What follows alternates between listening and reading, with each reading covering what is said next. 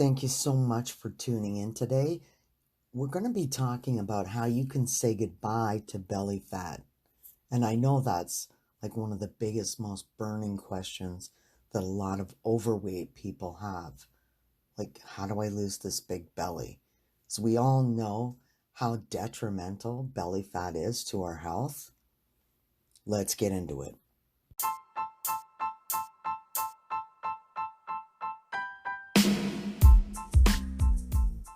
Thank you for choosing the Weight Loss Woo podcast, where the true meets the woo. If you're interested in weight loss and wellness science, spirituality and self-healing, health mindset hacks, and universal laws like the law of attraction, you're in the right place. My name is Terry Renault, and my certifications in wellness, weight loss, law of attraction, and life coaching, just to name a few, have been helping people over 40 lose weight since 2015. Let's get into it. Belly fat is brutal. It looks bad. It's bad for your health. And it's one of the toughest areas to slim down. So let's talk about lifestyle changes. I'm not going to talk about diets because diets are bullshit. We don't want a temporary fix. We don't want to lose weight for a couple of weeks and then pile it all back on. We want to make lifestyle changes, right? So the first thing is going to be to lose the white sugar and the white flour.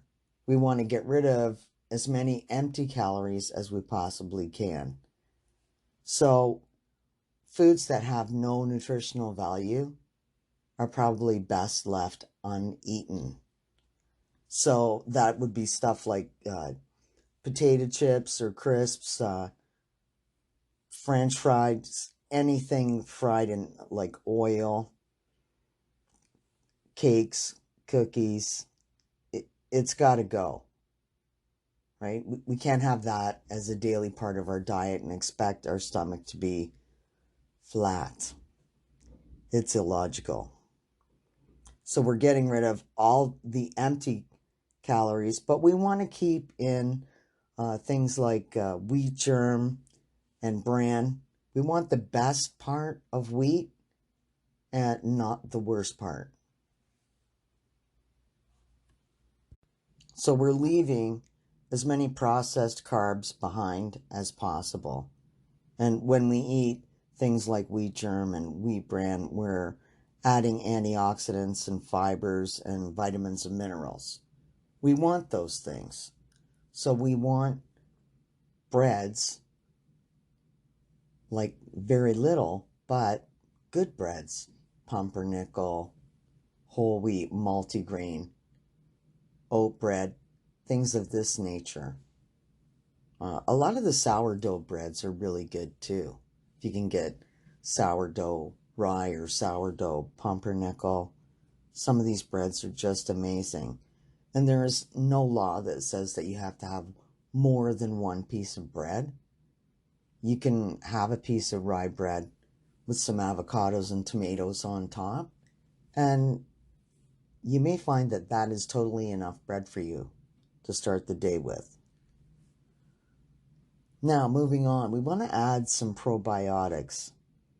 And people are always talking about this because of gut health, right? We really want to encourage our bodies to process food in the most healthy way possible. So things like yogurt and kefir, these are really easy to add to a smoothie, right? We're just going to pick a yogurt that has probiotics in it. We don't want a lot of added sugar. So we're just going to watch the labels for that, for a whole bunch of added sugar. Things like sauerkraut, pickles, even some cheeses like cottage cheese, Gouda, mozzarella, and cheddar has some probiotics in it. So not hordes of these cheeses, but I mean, cheese is really good for you as a source of calcium as well. So, gut health and calcium, good choices.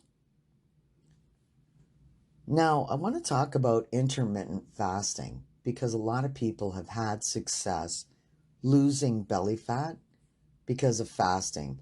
And before you say, oh my gosh, I can't go without food, just realize that you're not going without food for a long time. It's not necessary. So, intermittent fasting can be as short as 10 hours. I think that you should start with 10 hours and then try to get it up to 12. Now, some people are going with 16. I would not suggest this for every day. I would just say every second day, I will do intermittent fasting. So I will shut my food down at 8 p.m., say, or 7 p.m., and I will wait 12 hours before I ingest more food. So I will be eating 12 hours later at 7 a.m. or 8 a.m. If you have health issues, remember to check with your doctor, especially if you are diabetic. You want to check with your doctor first. Do not do a whole bunch of wacky things with your diet and your blood sugar until you've spoken with your family doctor. I am not a doctor. I think that most diabetic people can go 12 hours without eating, but we're supposed to be we're in a partnership with our doctor. So be part of the partnership by showing up for the appointment and asking them for their advice on your weight loss journey. Next, I'd like to talk about green tea afternoons. So, I'm not a big fan of green tea. There are a lot of health things that I'm not jumping up and down about eating or drinking. I found it really difficult to switch to water every second beverage. I found that really difficult. I'm a multi cup of coffee every morning person. So that whole thing with the water, which is really good for you, I found that a difficult habit to break, right? 1 cup of coffee, 1 glass of water. It took a while to get in the swing. Green tea in the afternoon. So after you're finished your morning coffee routines, whatever that is for you, I want you to think about adding green tea in the afternoon. A lot of people have had really good success with green tea. I'm not a fan of it, but there are ways to make it easier to take. I usually put 1 green tea bag and 1 mint tea bag. I really do not like the taste of green tea, but I understand, as an antioxidant, it's really good for you. So I take it like it's medicine. There's no law that says that you have to drink green tea hot. You are totally allowed to add ice, mint, lemon, and drink it over ice. That is absolutely okay. And you don't have to have multiple cups if you want. You can make up a batch, put it in the fridge, let the lemon and the mint, flow through the entire green tea to change the taste, and have a big glass every afternoon over ice. It's totally fine. All right, reduce your stress. I know this is difficult, especially right now with the whole, oh, we're all stuck inside till God knows when. All right, so we're stuck inside. So by now we're all used to it. I mean, what has it been, 6 weeks or something?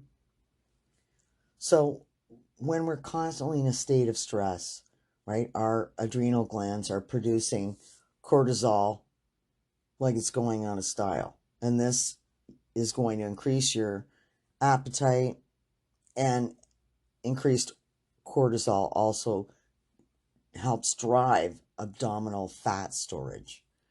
So we really don't need that. So do take time to just take care of yourself and love yourself. Do some deep breathing. Go for a little walk in nature. If you have to bring your kids with you, it's totally fine.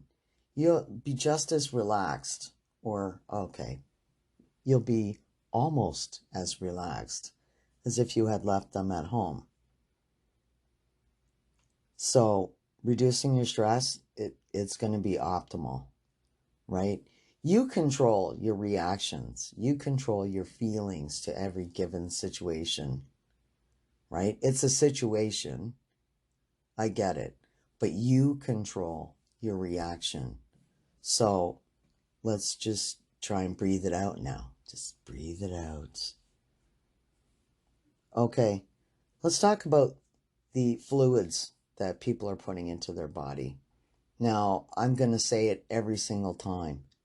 Stop drinking shit that's full of sugar, fructose and sucrose, and just stop it, right? All of those fruit juices and soda pop, it's totally, that has to go down the drain. You have to stop drinking it.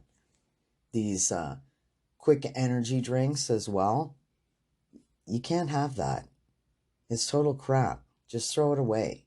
You'll find you'll feel more energetic if you change your diet, change your level of physical activity, and change what you're drinking, right? You think that your body's saying, hey, have a big old 2-liter bottle of sugar-filled Coca-Cola. Gross. What your body's really saying is, hey, can you put some water in here? Because I'm dehydrated and I need proper food to have proper energy. You will, it's a difficult habit to break. I totally understand that. But if you do it gradually, you can wean yourself off. Or you can just say, okay, I'm not drinking any more sugar juice. And then go that way for 2 weeks. And then cut out sugar-filled soda pops. Do it whatever way you have to do it, but do it. Cook with healthier oils. Okay? We have to get rid of those trans fats. So we're looking for things like olive and coconut oil and grass-fed butter, right? Lose the margarine, right? Lose the baked goods, lose the fried foods, and non-dairy creamer. I don't know why people think, oh, this creamer is not made from cow fat at all, so it must be good. No, it's crap. It's actually worse for you. So throw that in the garbage and go back to real cream. If you like cream in your coffee, then use real cream. Don't use powdered crap or, big old flavored nonsense. All that is, it's just loaded with additives, sugar, and trans fats. So if you like your coffee to taste like vanilla, why don't you put some vanilla in your coffee? Real vanilla. Now, moving on, let's talk about your sleep habits. 7 hours of sleep, at least. This is what your body needs, right? So if you are overweight and you're having trouble sleeping, sleep apnea, things like this, you need to get your ass over to your doctor and talk about that. Your doctor has solutions for sleep apnea. Your rest needs to be undisturbed, right? You don't need to be all having problems breathing while you're sleeping and waking up gasping for air. That's the absolute worst. See your doctor about that. You'll find, though, that your sleep apnea will start being better, and you may even have no problem after you lose the weight that you need to lose, right? All of this fat on all of your organs, not a good thing. So the more weight that we lose, the better we're going to sleep. All right, let's talk about soluble and non-soluble fiber, right? So we're getting into the fruits and vegetables. soluble fiber, apples, oranges, celery, carrots, cucumbers, things like that. We need those things, right? Non-soluble fiber would be like brown rice and couscous and zucchini, broccoli, dark leafy greens, those type of things, right? And you know I'm a big advocate of juicing. I don't give a crap what other people think, right? Oh, you have to clean the machine. Whippy doo-dah. So clean the machine. There are lots of things in life that are not particularly super easy, and maybe you could put that as one of them. But cleaning the juice machine is the least of your worries compared to the health issues that you're going to have if you're not ingesting enough vegetables, right? Soluble and non-soluble fiber, you need them. Your body needs them. They have all kinds of nutrients. And like, let's just be honest, they help you poop, right? You don't have problems in that area. You don't. So you need to get some of these vegetables and foods into you, whether you're juicing them or whether you're just having a big salad or lots of servings of vegetables. All of this is going to be very good for your body. Okay, let's talk about sweating, because a lot of health people don't discuss it at all. Sweating is incredibly good for you. Sweating in infrared sauna is even better for you, right? Sweating can help you with detoxification. It can help your stress. It can help muscle aches. And infrared saunas help you lose weight. And they help you increase your metabolism and burn more calories and burn more fat. Very good for you. If your gym doesn't have an infrared sauna, then might I suggest buying something like your own personal infrared sauna. You can even get a sauna bag. These are really popular. Places like California, people are paying big money to get into these bags for an hour and just sweat. It's so good for you. Give that a try, especially the infrared sauna. Okay, so adding more protein and omega-3 fats. Right? We keep hearing this. Oh, eat more fish. I know. If you don't like fish, then take a supplement. Take an omega-3 supplement. It's totally fine. But I think that people should get out of the habit of always taking a pill for everything, and just make an effort to change your lifestyle so that it includes the nutrients and movement that your body needs to stay healthy. So there are all kinds of different proteins that you can ingest. And if you're vegan, you know what your proteins are. And if you're an omnivore, you know what protein is. You want lean protein, right? Even plain Greek yogurt, you can add it to a smoothie in the morning.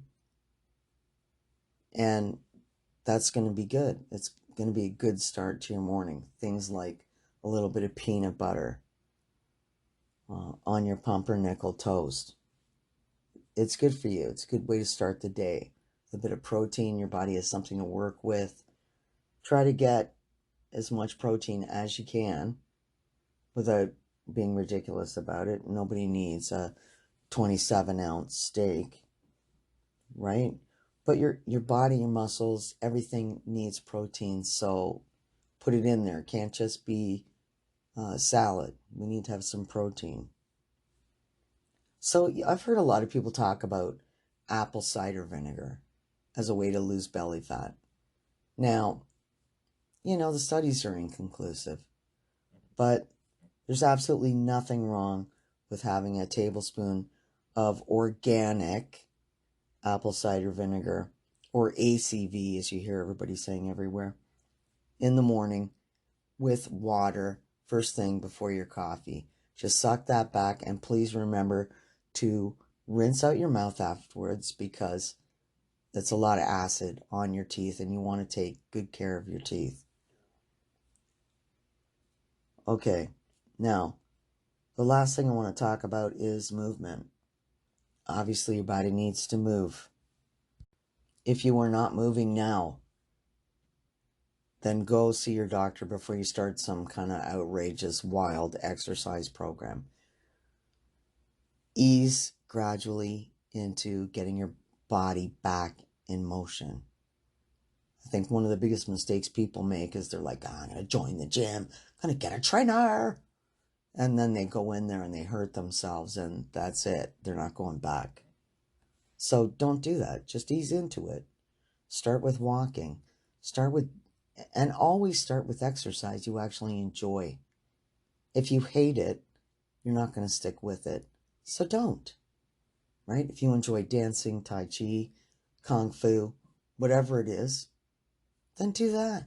It's totally fine. Gardening is also exercise. Cleaning is exercise, right? Walking is still good exercise. And you can add HIIT to pretty much any kind of workout that you're doing. So it's all good, just speed things up for a little bit. I'm walking really fast for, 30 seconds, and I'm going back to normal pace.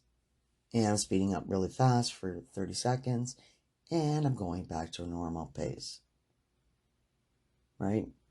Think about resistance training. You want exercise, movement that's going to help you build muscle, right? Because muscles improve your metabolism, and an improved metabolism burns more calories and more fat. And that's what we want, right? We also want stretching exercises. We want to be able to our bodies to be more flexible. Things like yoga or even just stretching is very good for you, especially first thing in the morning. Now, aerobic exercise, if you have not worked out in a while, I would go really easy on this. So watch the aerobic style exercise class or attend or whatnot, what have you, and just do the best that you can. Don't kill yourself trying to follow every move.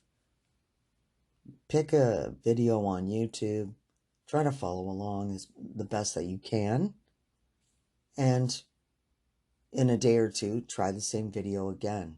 You will improve. It's a gradual process. Gradual, right? You're building the house of health. So you want to start with a good foundation so that as we lay all the bricks, the house is going to be able to stand up. All right. Now, before you get carried away and you try all of these tips in the same day, I'm going to say, add one thing, add the water. Toss away the sugar drinks, right? Also toss away the alcoholic beverages. Time and again, you will notice that people that drink a lot of beer have a giant fat belly. Now, okay, it's mostly a man thing, but this is really unhealthy for you, right? You can get through the day without 5 beers. I know you can. So just start now, right? I don't drink, right? But what you'll find is that alcohol lowers inhibitions, which means it gets more and more difficult for you to say no to all the things you would really like to do. And notice that alcohol and poor food choices, they go hand in hand. So if we're not half in the bag, we're going to remain in better control of what we're putting into our mouth, right? We're not going to be having all these crazy fried foods, right? Like wings, like delicious wings and fries, right? It's okay to do it once in a while. But if every night is a pub night and every night is a fish and chip night, then what happens, right? The results are in the mirror. So make one or two choices and try those out. Get them under control, then make another one or two choices and ease yourself into it. You don't have to do all these things and take all these tips in the same day. I mean, you could just say, well, I'm already walking, so maybe I'll add some wrist or ankle weights to every second day of walking. And that's absolutely fine, right? Go at your own pace. Do what makes you happy, because if you're not happy, you're not going to stick with it. I just want to say thank you so much for joining me today. And I hope to see you lose that belly fat as soon as you can.